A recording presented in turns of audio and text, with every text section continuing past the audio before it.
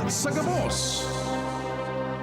Ang DZGB, aktibong miyembro kan kapisanan ng mga broadcasters ng Pilipinas o KBP, ang Philippine Standard Time alas 5:03 nin hapon. Alas 5 ring hapon, oras na para aramon ang mga maiinit na bareta kanal daw na maruluwas sa agas sa mga periodiko, radyo asin telebisyon. Erot na madadangog ngunyan sa DZGB Bareta alas 5. Mga bareta ngunyan para sa aga. Erot na tinipon sa DZGB Newsbase. DZGB Bareta alas 5. Kaiba ang field reports kan Mega Force Patrol. Halik sa iba-ibang parte kanalbay asin kabikolan. Ngunyan, uya ang sa idong tagapagbareta.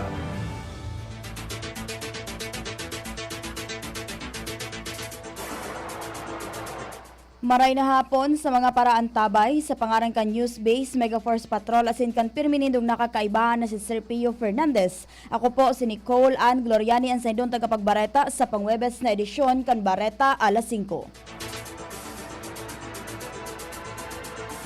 Enot sa detalyes kan mga bareta sa lado lokal, nasa linya si Ate Angel Mustaza. Para matabangan ang mas dakol na mga Legazpenyo na makakuha nin trabaho, nakatalaan na magkaigwa ang lokal na gobyerno kan Legazpi sa paagi kan Public Employment Services Office sa panganot ni Sir Dad Saranieses nin Career with Hearts Peso Job Fair 2026 sa Pebrero 20 presenteng taon. Ang aktibidad na ini ang pupunan alas 10 nin pagkaaga sa 3rd floor services lane kan SM City Legazpi. Kaibahan sa mga mapartisipar na mga employers iuan nasa lado kan tourism and hospitality, construction, heavy equipment operation, retail and mall operation. Kaibahan pa ang nasa logistics, sales, customer service, asin ang overseas agencies. Ang mga aplikante ang nagipigiin ganyar na magdara, yun man iba-ibang mga dokumentos na kinakaipuhan, asin ang updated resume para sa on-the-spot interviews duman sa mga mapartisipar na employer.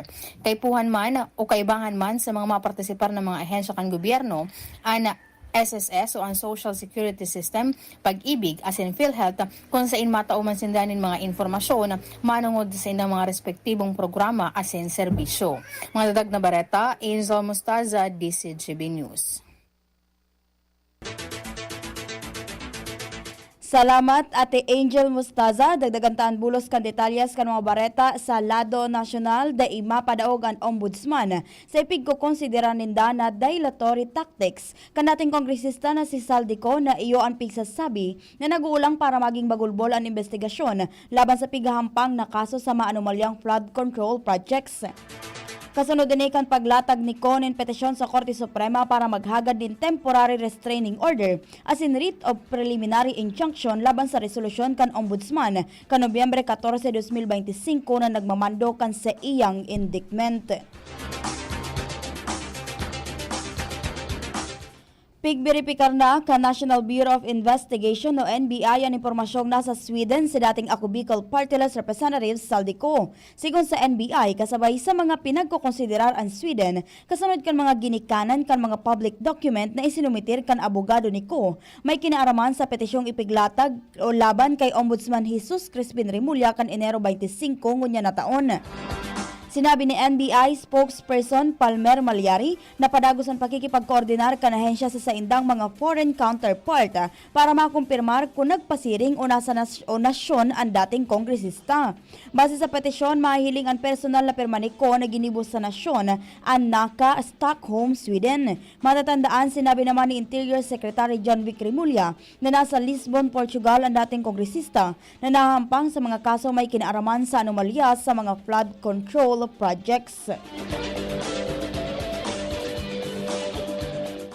Pinagsasabing nagdara si dating Congressman Saldico ninsang $2 milyones o nasa 5.85 bilyones pesos na cryptocurrency sa ibang nasyon kan magtakas sa Pilipinas. Sigon kay Interior Secretary John Vic Rimulya, ininan posibleng pinaggagamit ni Ko sa ibang nasyon dahil ang na-freeze na ang sa iyang mga credit card. Nagkomento man si Rimulya na una masasabing kriminal talaga si Ko dahil ang taaram kay ni an escape route kan kwarta, escape route kan harong niya kung saan siya ma-star, escape route kung paano siya maikot. Pinagta Gintawan ni Remulla sa iyang pahayag na si Ko, more than a congressman, more than a businessman, he is a criminal. Mientras tanto, makikipagkoordinar na ang ahensya kan gobyerno o ahensya sa gobyerno kan Sweden para sa paghahanap kay Ko. Papakusugon naman kan mga autoridad ang senang operasyon as in ipapa-red flag ang foreign passport na pinagagamit niya sa biyahe sa Europe. Katakod kay ni kan impormasyon na naghampang si Ko sa sarong notaryo sa Stockholm, Sweden, kaninero 15 tangani magpirma sa petisyon sa Supreme Court. Makikipagkoordinar ang Department of the Interior and Local Government o DILG sa Sweden para sa paghahanap kay dating Congressman Saldiko. Kasunod ni kan impormasyon na naghampang si Ko sa sarong notaryo sa Stockholm, Sweden, kaninero 15 tangani pirmahanan sa iyang petisyon sa Supreme Court. Kinumpirma ni Interior Secretary John Remulla ang pagkikipagkoordinar kan DILG ngunya na aldaw. Ipinagduon man kan opisyal na naggagamit si Ko nin foreign passport kung kaya nakakabiyahe ini sa Europe ibasa sa iyang Philippine passport na kinansilar na kan Disyembre. Sa ngunyan, pinagkukuha naman kan ahensya ang kopya kan passport as inipapagi ni sa Interpol tangani day na makaluwas pa sa Portugal. Alagad kung makaluwas man, maaarestar na ini kan mga autoridad.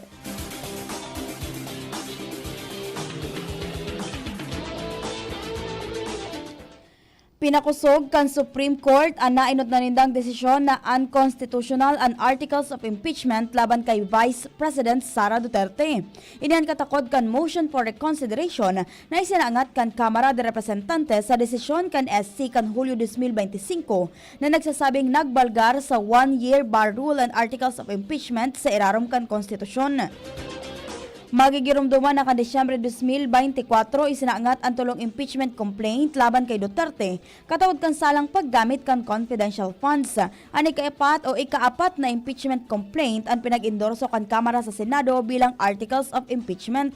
Pinagduon kan Kamara na inarchive ang enot na tulong complaint matapos ipadara ang ikaapat na reklamo kung kaya dai napuunan ang 1-year ban. Para sa mga dagdag pang detalyes, kan Bareta sa lado lokal, nasa linya si Kuya Jomar Bien. Salamat. Bukas ang Business One Stop Shop kan Syudad kan Tabako sundo alas 7 ang pagkarangi.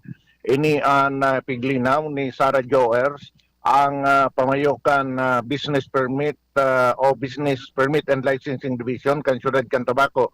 Sigun kay Joers, na ang serbisyong pinagtataon ninda di sa Business One Stop Shop, iyo ang nagpupon alas 8 ang pagkaaga at sundo na alas 7 ang pagkarangi. Asin bako lang yan na Lunes hanggang Biyernes, kundi maging aldaw na Sabado. Ipinahayag niya na ang araw kaining pasistema iyo tangani na maakomodar tulos ninda ang kadaang dakol na mga nag-renew kan sa indang mga business permit asin nagkukuanin panibagong business permit digdi sa Syudad kan Tabako. Alagad sa iyang sinabi ang araw kaining setup sundo sana sa February 28 pagkatapos kang February 28 balik sa normal na office hours ang sa indang serbisyo. Alagad year round ini o sa bilog na taon ang Business One Stop Shop kan Syudad kan Tabako na bumugtak na digdi sa ground floor kung saan biniriyo na rin ang gabos na mga personahes kan mga opisina na nakinakaipuhan para maproseso ang business permit kan lambang negosyante digdi sa Syudad kan Tabako. Yan ang report, Jomar Bien, DZGB. Salamat Kuya Jomar Bien. Balik kita sa mga detalyes kan Bareta sa lado nasyonal kontra si Davao City 1st District Representative Paulo Duterte sa ginibong pagbidbid kan Senado sa inapod na Heroes of Extrajudicial Killings o AJK. Nisganado si Congressman Pulong na nagmumundo ang Senado para sa mga kriminal. Alagad silensyo sa mga totoong biktima kan illegal na droga. Siring kan mga aki na nilupigan asin ginadan kan mga adik. Siring man ang mga pamilyang niraot asin mga komunidad na niribok kan operasyon kan illegal na droga. Hinapot ni Representative Duterte sa Senado kung paano man ang mga pulis na urual daw na naglalaban sa kriminalidad asin ang mga soldado sa nagkipaglaban asin nagbuwis din buhay laban sa mga terorista asin New People's Army para depensaran ang nasyon. Nagpaabot nin mensahe si Presidente Ferdinand Bongbong Marcos Jr. sa kapulisan para sa selebrasyon kan Philippine National Police Day ngunya na aldaw Enero 29. Sa iyang mensahe, sinabi ni Presidente Marcos na dapat tauan atensyon kan PNP ang nagkapirang mga bagay siling kan visible presence, disciplined conduct as in service that communities can trust. Mientras tanto, inuwaw kan Presidente ang mga nakaresibin in pagmidbid sa PNP Day na nakatabang nin marhay sa nasyon sa pagmantinir kan marhay na serbisyo para sa mga namamanwaan. Suportado ni Presidente Ferdinand Marcos Jr. ang naging desisyon kan sa iyang aki na si House Majority Leader Ferdinand Alexander Sandro Marcos na mag-inhibit sa gabos na impeachment proceedings laban sa iya. Sigon sa Presidente, tama ang naging desisyon ni Sandro dahil malinaw ang posibleng pagsurog kaini sa iya bilang aki. Importante man ini para mamantinir ang pagiging patas as in kredibilidad kan proseso kan impeachment.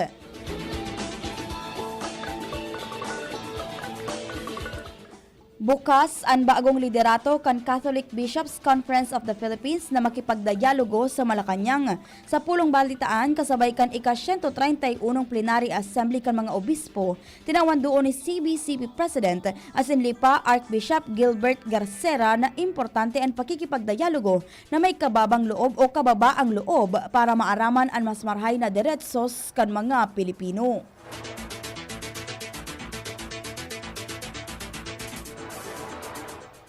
Pinagtauan linaw o piglinaw ni Senate Majority Leader Mig Zubiri na dainin kaso o reklamong nakalatag laman kina Senator Joel Villanueva asin Senator Bato de la Rosa. Katakod ini sa paghali ni Villanueva asin de la Rosa na miyembro kan Senate Ethics Committee kung saan sinaridahan sindani na Senator Amy Marcos asin Senator Rodante Marcoleta. Sa sesyon sa plenaryo, naghaganin pagsabot si Zubiri kina Villanueva asin de la Rosa na maski absent matapos niyang sabihon na igwanin posibleng conflict of interest ang mga ini dahil sa pigahampang na kaso kan duwang senador. Piglilinaw ni Zubiri na dainin reklamo sa Ethics Committee ang duwang senador. Tulos man na nagrani si Zubiri kay Villanueva para sa ginibong paglilinaw asin paghagad nin pagsabot. Mabeltan detalyes kan Bareta makalihis na nagkapirang pagirumdom.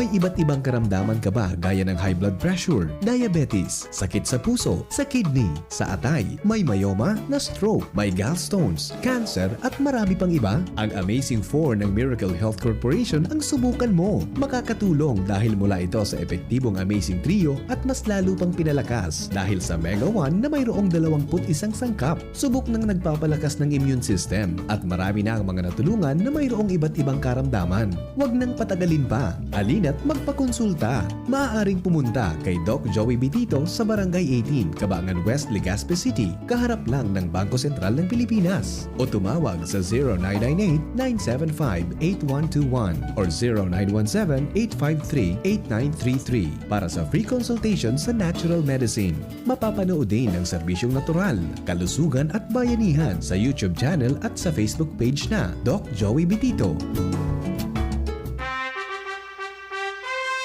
Attention! Attention!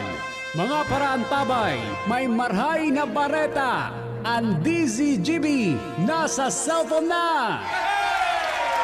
Yes po! Madadangog na ang DZGB sa saindong mga cellphone. Sa katuyuhan na mas lalo kamong mapagserbihan asin dagdag na konbenyensya sa saindo gabos, ang DZGB pwede nang ma-access sa paagi kan sa indong cellphone. I-download lang sa saindong mga Android phone ang DZGB app sa paagi kan Google Play Store asin Apple App Store asin hanapo ng DZGB Live. I-install sa saindong gadget asin malinig nindong madadangog ang DZGB. Libre po ini. DZGB. Number 1 na, may Facebook Live pa. Ngunyan, may DZGB Live app na. O, ano pang pighahalat nindong mga paraantabay? Download na!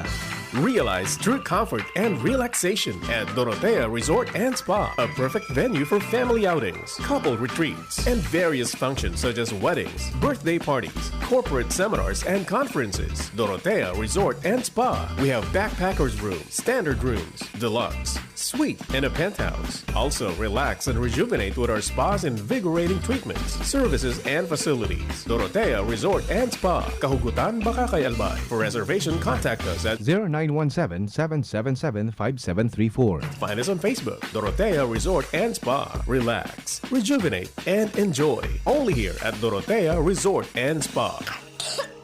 Ubo ng anak, nakababahala, baka plema. Para dyan, Plemex for Kids ang pambato ko. Ang Plemex for Kids ay gawa sa lagundi. Tinutunaw at pinalalabas ang plema. Ginhawa para sa bata, peace of mind para kay mommy. Camille Prats Yambao po, nagfi-flex for Plemex.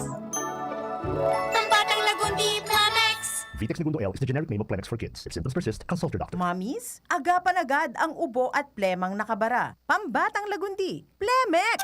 Nagdadangog kamo sa DZGB. Always number 1, always at your service.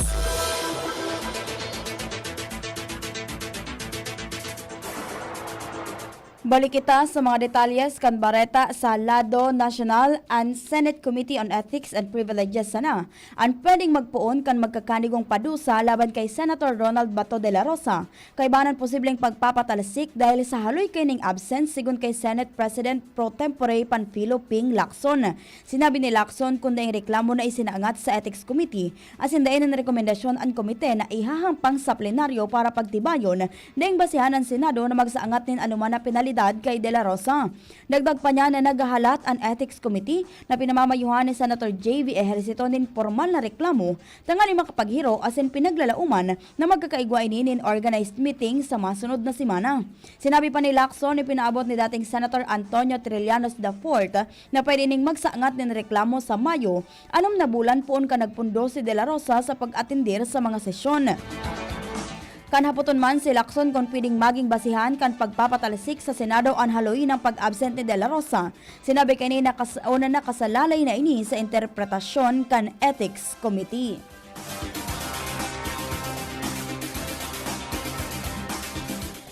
Pasadit na nin pasadit ang mundo kan negosyanteng si Atong Ang na nahampang sa warrant of arrest sa kaso kan mga nawawarang parabulang sigon kay Interior Secretary John Vic Remulla.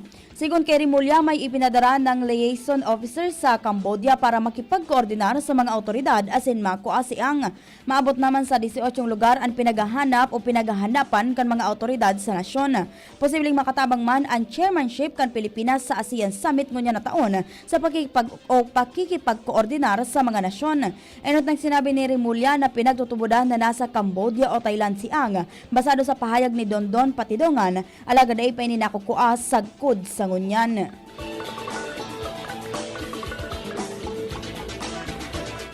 Nakatalaan na makipaghuron sa Department of Tourism o DOT Secretary Cristina Frasco sa nagkapirang mga ahensya para simbagan ang problema kan halangkaw na pamasahe sa mga lokal o domestic travel.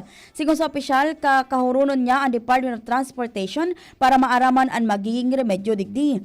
Naipaabot naman ang problema sa Civil Aeronautics Board o CAB dahil may nagkapirang lokal na destinasyon ang mahal ang bayad sa eroplano. Matatandaan, binatikos ang halangkaw na pamasahe sa eroplano papasiring sa nagkapirang sikat na tourist destination sa nasyon kumpara sa nagkapirang mga nasyon siring sa Vietnam, Hong Kong asin Thailand. Nagbilog ang Department of Environment and Natural Resources o DENR ni sarong independent probe team para investigaran ang pagrasay kan binaliw sanitary landfill sa Cebu City. Sa pamamayon ni DENR Assistant Secretary Norlito Eneran ang grupo, kumpeso nin mga eksperto hali sa University of San Carlos, mga environmental advocate kan Eco Waste Coalition asin mga haralangkaw na opisyal kan DENR. Mawat kan team na magkondusyon ng investigasyon aramon kung nasunod ang mga layes pangkalikasan asin magsuhestyon ng mga solusyon para sa rehabilitasyon kan lugar asin alternatibong waste disposal. Sigon kay DENR Secretary Rafael Lotilla, sisiguruhon kan ahensya na ang resulta kan investigasyon basado sa siyensya, patas asin daing pinagkikilingan. Pinagalauman na ipapaluwas ang mga report di mang aldaw matapos na makumpleto ang investigasyon.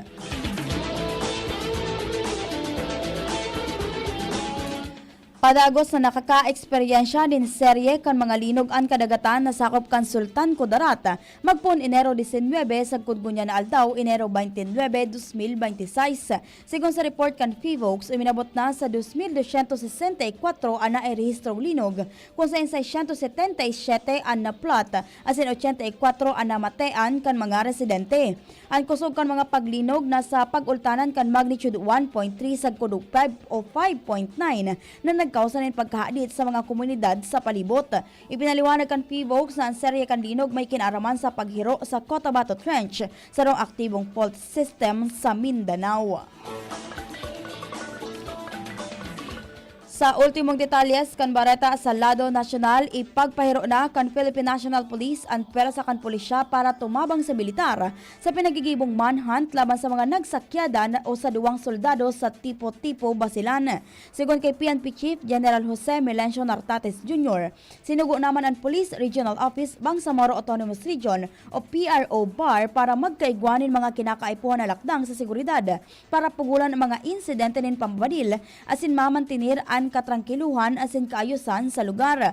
Matatandaan, binadil kan dainamid bidan na mga suspetsyados ang duwang biktima mantang nagbabakal sa tindahan haranisa sa indang kampo sa tipo-tipo kanakaaging Lunes. Ang mga nasabing biktima, miyembro kan 45th Infantry Battalion kan Philippine Army. Iyan po ang kabilugan kan mga detalyes kan Bareta na tiniripon para sa Bareta alas 5. Sa pangaran ka nagsururat kan Bareta sa pangenot ni News Director Mardela, Ma'am Jenny Matthew Balyaran. Sa Master Control, si Kuya Nems Flora. Sa IT, si Kuya Jerome Nico Martinez. Sa Mega Force Patrol, asin sa pirminindong nakakaibahan na si Sir Pio Fernandez. Ako po si Nicole Anne Gloriane, ang sendong naging tagapagbareta. Salamat po sa pag-antabay. Pre, makinig ka muna. Payong kaibigan lang ha.